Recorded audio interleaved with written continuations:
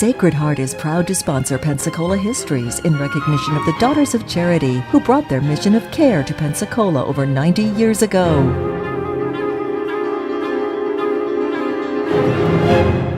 Hello and welcome to our continuing story of Pensacola, North America's first place city. And in this series of episodes, we're talking about how care and compassion and its various outlets have come to our community. In the prior episodes, we've talked about the beginning of such things as the maritime hospitals, and then the creation of the poor farm and the pest house, the beginnings of child assistance with the Pearl Egan Home, and we passed through such agencies as the YMCA, the Salvation Army, the Red Cross, and then of course the opening of the community chest in 1924. And finally, last time we talked a little bit about the origin of our tuberculosis sanitarium out on West Leonard Street. And that's the way things were as we moved into the 1930s, the Depression years. Now, many who are still alive today will remember that in that period we had a new president, Franklin Delano Roosevelt, who had been stricken with poliomyelitis when he was a young man. This was back in 1920. And when he became president, of course, FDR gave great news coverage to polio and the problems it created. And so an organization was created to hold a campaign each year. This became known as the March of Dimes. And this was another compassionate outlet. This was where housewives, homemakers were organized into teams, and they literally went door to door asking for a 10-cent contribution for this campaign. And this began, as I say, about 1934. And it would continue on for many, many years. Well, it was still actively involved here in the 1960s. Okay, as we moved into the latter part of the 1930s, polio was becoming a greater scourge. This isn't a session, of course, to talk much about health care and how it proceeded, but people were very, very concerned about it, and we continue to be so, and do all kinds of things we could to give care and help to families where they had young people, and most of the patients were quite young.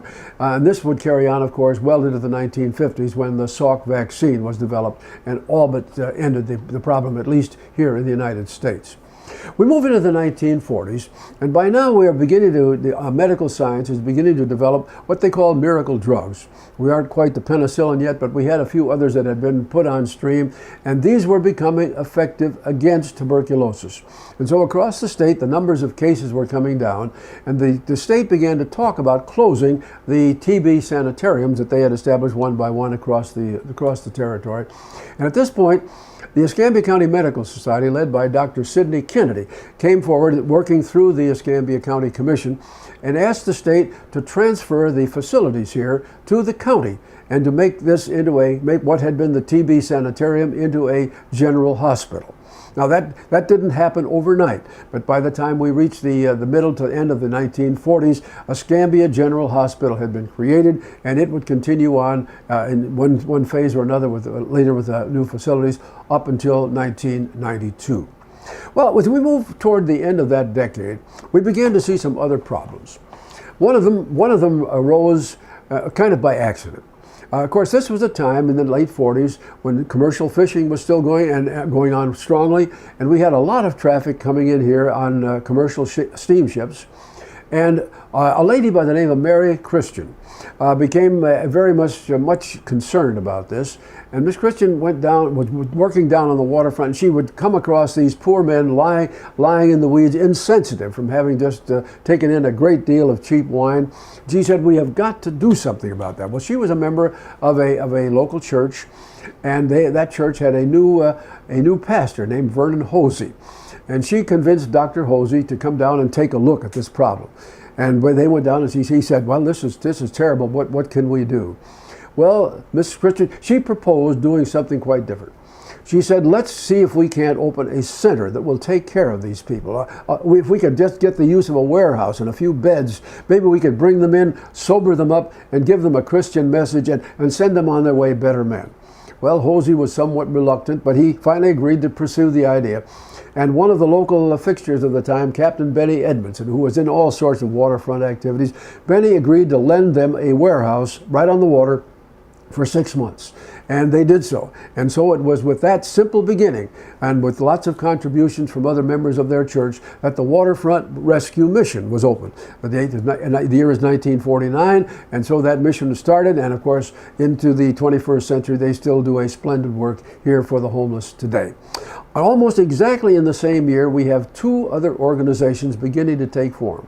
One of them came from a group of parents. These parents were the parents of children who had been born with a handicap which but medical science found very difficult to fathom. Today we call it cerebral palsy, and basically we did a little book on them a few years ago.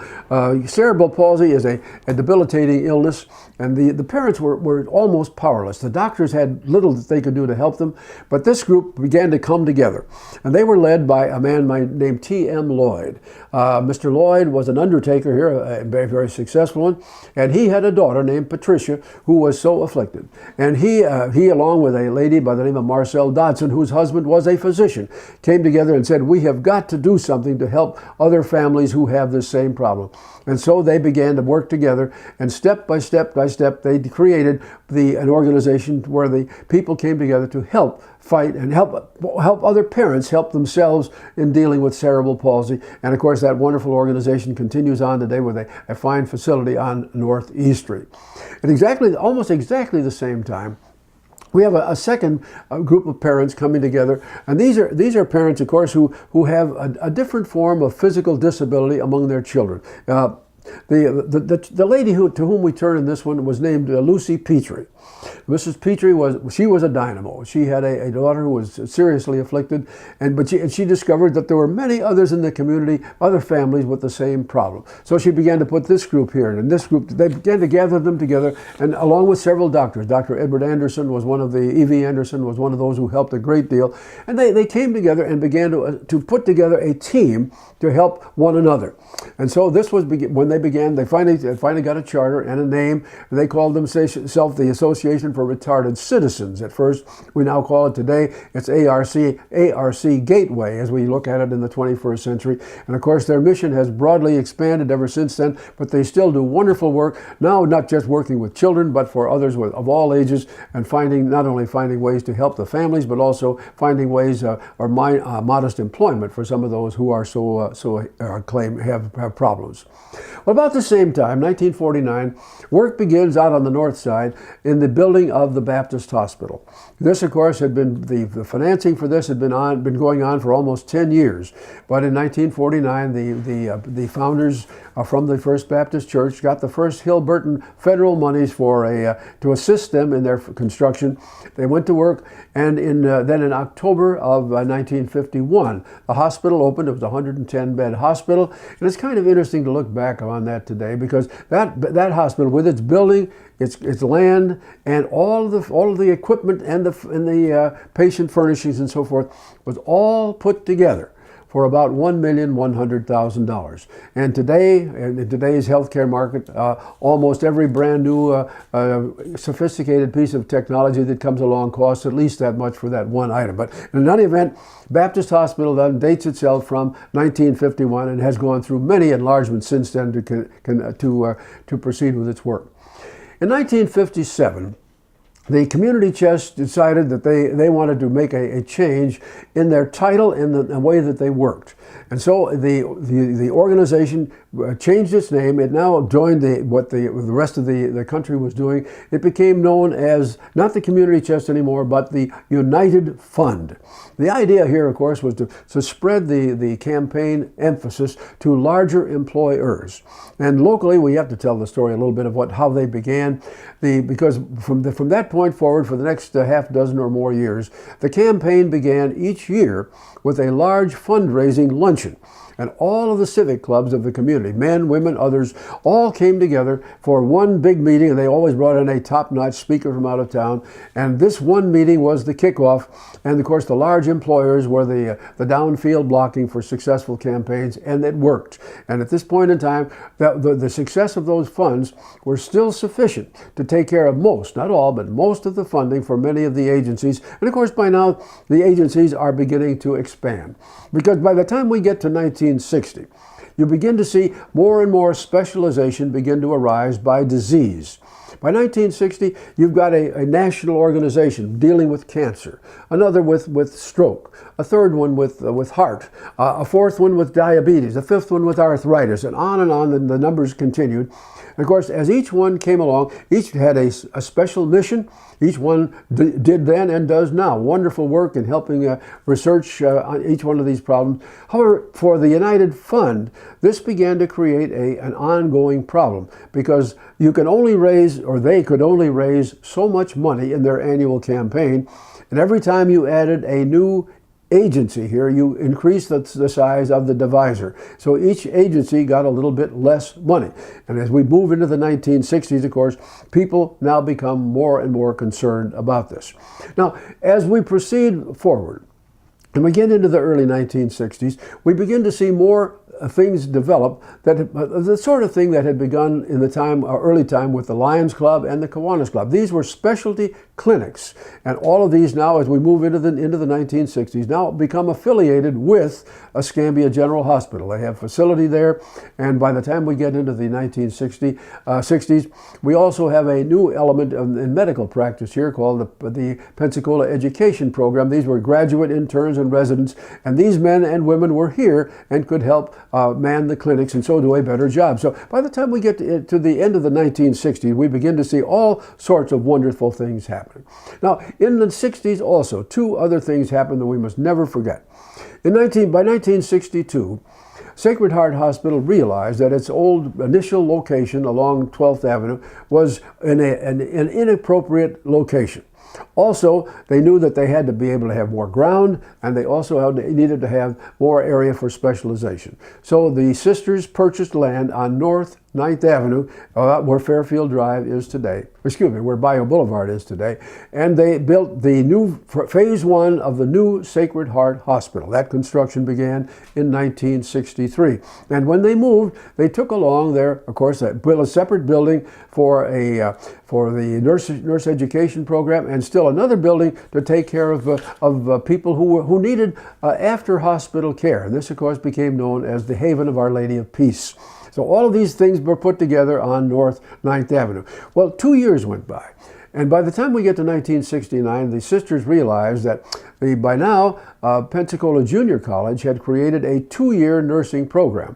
And most young ladies who were going into that field, ladies and gentlemen, I don't want to leave the gentlemen out, the gentlemen realized that they could get basically the same education in 2 years that they had been getting at Sacred Heart in 3.